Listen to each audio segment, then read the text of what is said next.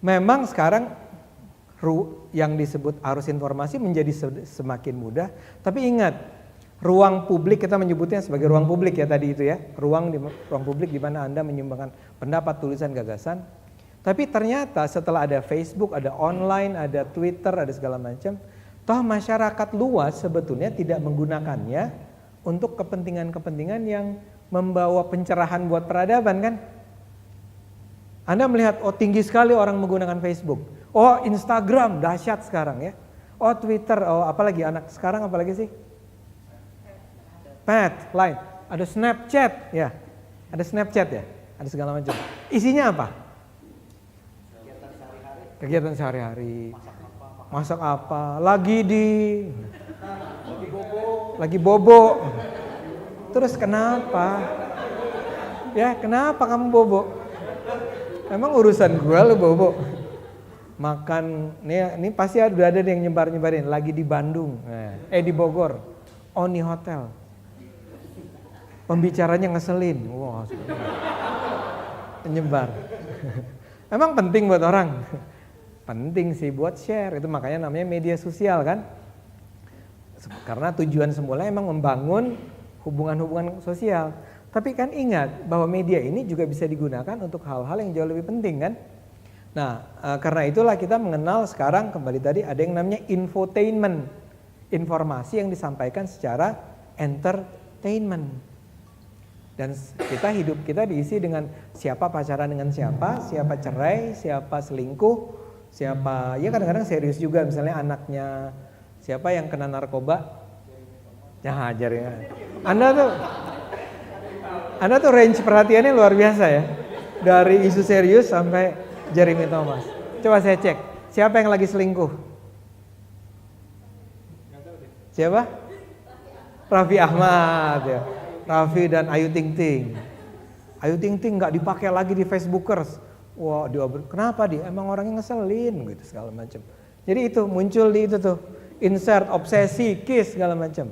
Atau di Anda sendiri, Facebook Anda isi dengan cerita-cerita apa dan seterusnya. Selanjutnya.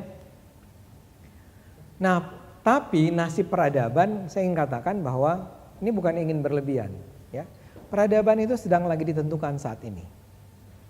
Kita akan bergerak ke arah mana? Negara ini sendiri sedang berada pada posisi orang menyebutnya crossroads, lagi di simpang jalan. Ya, mau kemana negara ini bergerak?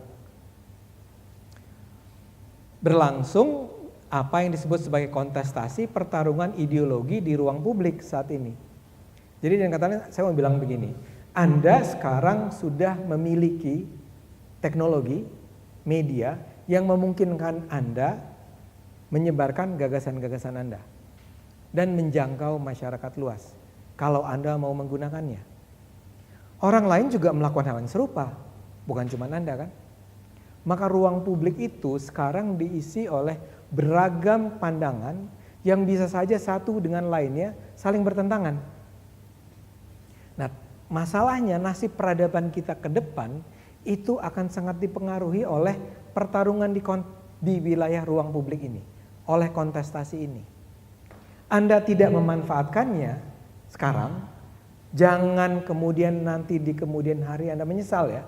Kenapa negara ini menjadi begini ya? Kalau dulu zaman Orde Baru, saya bisa bilang kenapa negara ini menjadi begini? Karena saya tidak punya ruang untuk mengekspresikan pikiran saya. Semua dikuasai oleh negara. Maka pikiran-pikiran jernih, pikiran-pikiran benar tidak pernah sampai ke ruang publik, kepada masyarakat luas. Sekarang Anda nggak bisa ngomong gitu lagi. Karena Anda sekarang punya, sebagai warga negara demokratis, Anda punya bukan hanya pikirannya, bukan hanya gagasannya, tapi juga medianya, yang tadi saya katakan. Jadi sekarang sangat bergantung, Anda mau memanfaatkannya atau tidak. Kalau Anda mau tidur-tidur bisa, atau Anda mikirin tadi makan apa, martabak apa yang enak, di mana. Di Bogor kulinernya apa ya? Oh banyak, saya orang Bogor. Saya bisa ajak Anda keliling Bogor dan Anda akan menikmati makanan beragam. Tapi peradaban di mana? Anda kenyang, Anda bahagia, tapi peradaban sedang bergeliat sekarang ini. Anda berada di mana di situ? Dan pelakunya beragam, melibatkan kepentingan lintas negara, bangsa, perusahaan-perusahaan raksasa transnasional yang berusaha membangun pikiran-pikiran Anda, gerakan keagamaan transnasional, ada ISIS, ada segala macam, tapi ada juga yang gerakan lingkungan hidup, gerakan kesetaraan gender, gerakan LGBT dan seterusnya. Itu memenuhi percakapan di ruang publik tersebut. Dan ini adalah real. Ya, ISIS itu real. Apa kemarin yang di Filipina? Marawi kan tinggal nyebrang. Bom-bom itu atau penusukan polisi itu kan terjadi di dekat kita kan. Ini real. Kehancuran Suriah itu real. Kehancuran Irak itu real. Peperangan di Filipina itu real. Ya, selanjutnya. Dan ini tragedi-tragedi yang terjadi, konflik agama dan seterusnya. Selanjutnya, ini real. Real bukan Tiongkok ancaman nyatanya yang real.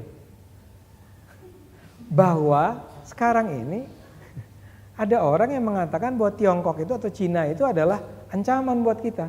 Seperti dulu Hitler mengatakan Yahudi adalah ancaman. Orang Tionghoa yang sudah menjadi bagian dari Indonesia sejak kelahiran Indonesia, sekarang kembali diingatkan mereka adalah bukan bagian dari Indonesia.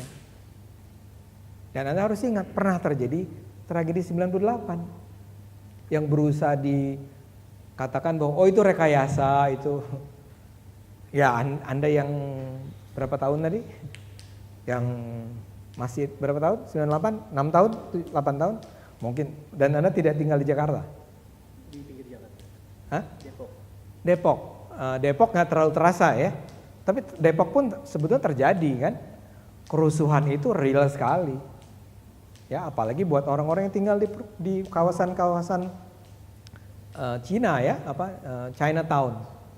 Itu terjadi. Nah, sekarang ini diulang kebencian terhadap ras yang adalah bagian dari Indonesia. Ini real sekali. Selanjutnya, atau ini kan penyebaran tentang koruptor-koruptor itu adalah orang Tionghoa, mata sipit. Mereka semua matanya sipit. Ya, terus nggak, maksud saya adalah koruptor terbesar di Indonesia siapa?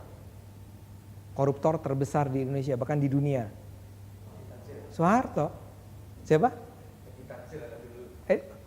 Edi Tansil tuh nggak ada apa-apa dibandingin Soeharto. Soeharto yang terbesar, dia orang apa?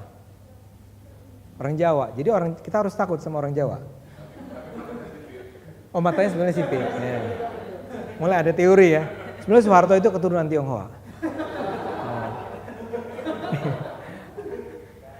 Iya kan?